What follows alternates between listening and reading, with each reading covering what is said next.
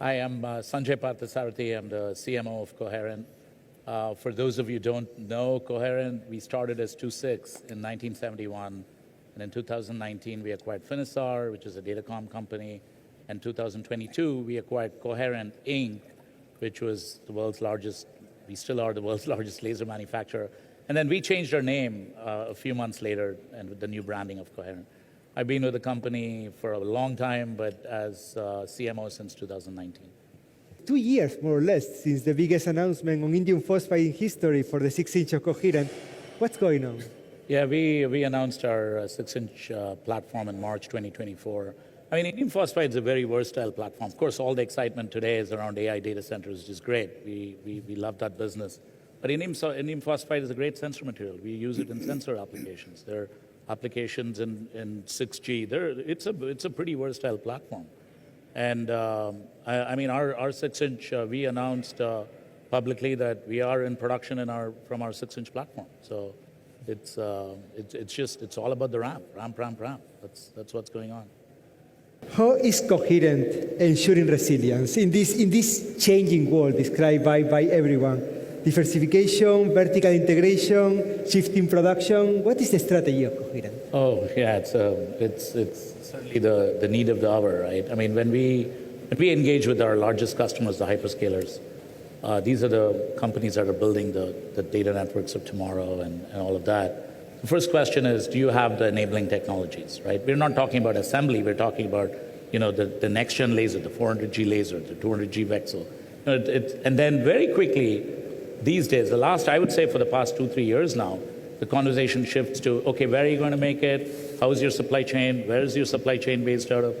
So supplier resilience has been a very strong focus for us. I mean, it dates back for many years. And we believe there are maybe 3 main ingredients for that. The first one is you need to own the enabling technologies. If you're going shopping for the key technologies, okay, you're a little bit out of luck in that realm. Second is you need to be vertically integrated because our customers, now we are engaged with optical switching systems, for example. These are carrier class switching level equipment, right? These aren't simple transceivers. It's got software, and so you have to be vertically integrated. The third one is the ability to manufacture in diverse locations. I mean, all of our datacom transceivers, for example, comes out of Malaysia.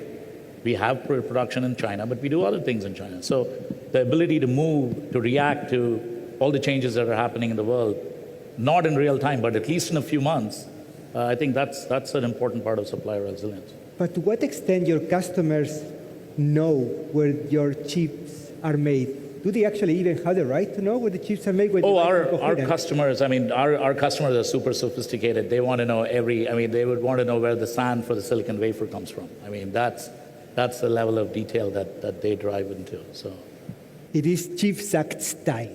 And I talk in plural because we had the US CHIPS Act and the European CHIPS Act. It's 1 year on. What's the real impact of the US CHIPS Act?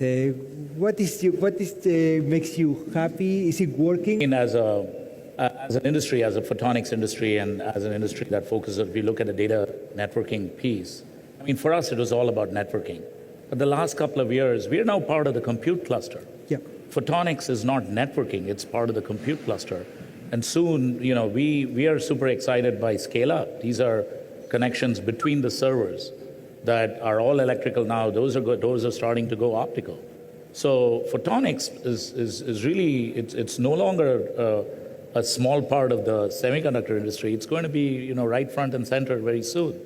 So there is, all the government efforts to, irrespective of which government, to drive it, that's exciting. And we've made several announcements talking about our interactions and engagements with the government from CHIPS Act in particular. But photonics is included too.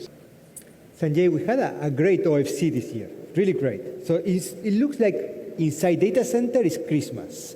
But this is an economic forum. Please don't tell me that photonics has many applications. Are there real economically valuable growth markets beyond photonics for data centers today?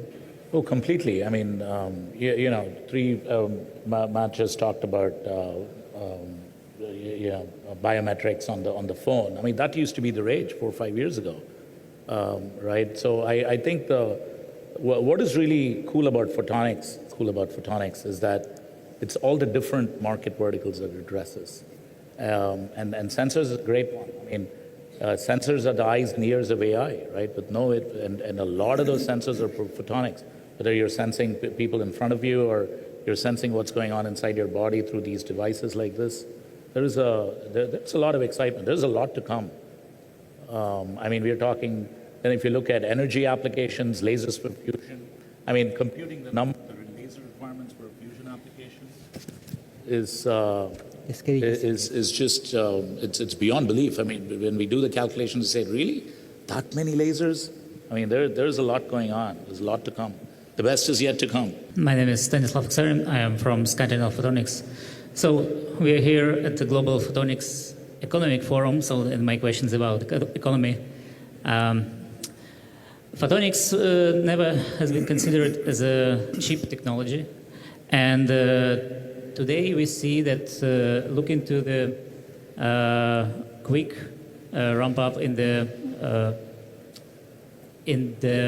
data centers and the huge demand from the hyperscalers, and especially from companies who are vertically integrated. So the volumes increased significantly. And do you see here the chance that the cost will continually drop down for the wafers, for the manufacturing processes, for the materials? Because if we will look around data centers, there's a lot of applications, and still what we can say, still those applications are hardly affordable from the cost price, because it's not high volume. So what would you say about the cost and the further projection on the cost decrease, maybe some percentages in some couple of years? What do you say? Yes, Sanjay, go ahead. Yeah, I don't know which mic is working. Is the mic working? Both of them are working right now. All right, I'll double myself. So, I mean, we've been in the datacom business for many decades, right? And the one thing is for sure, the cost per bit goes down. But when the cost per bit goes down, let's say we go from 800G to 1.6T, the cost per bit goes down, but the 1.6T transceiver is a more expensive transceiver, and we make more money at the next gen technology. So the companies, I think Photonics as an industry, we've been getting smarter and smarter. We're making more money than we did in the past. So, because I think the value that we bring to the customers is now starting to get appreciated a lot more by them, which is a good thing. Yeah, so I'm Philip from Keystone Photonics. I have a question concerning the CPO situation and reliability. I mean, part of the story about increased reliability in CPO is that the active components have been removed. So coherence lasers and smart photonic components, they've been removed and they're now pluggable. So it's a lower cost component that you can just have anywhere and you can easily exchange it. So what's your strategy to fight your way back into this CPO now? Sanjay. So first of all, CPO is not, there's no one size fits all.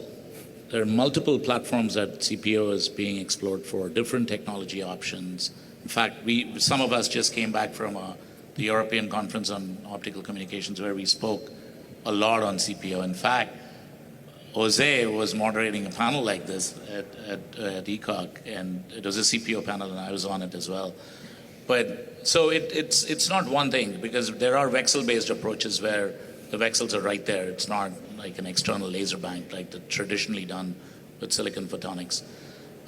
So there are considerations. There is, it's the complication or the beauty of CPO is it's not a planar device like a semiconductor device.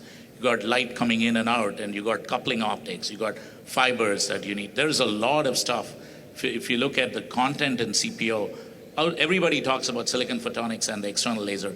There's a whole bunch of other optics that is needed. Otherwise, you can't make CPO work, right? All of those need to be scaled up. Those platforms need to be, the reliability needs to be demonstrated. So there's a lot of work to be done. And that is why I think Matt talked about this earlier, is that it's been, CPO is coming, it's coming. Yes, it's come, but there's still a lot of work to be done. Thank you very much.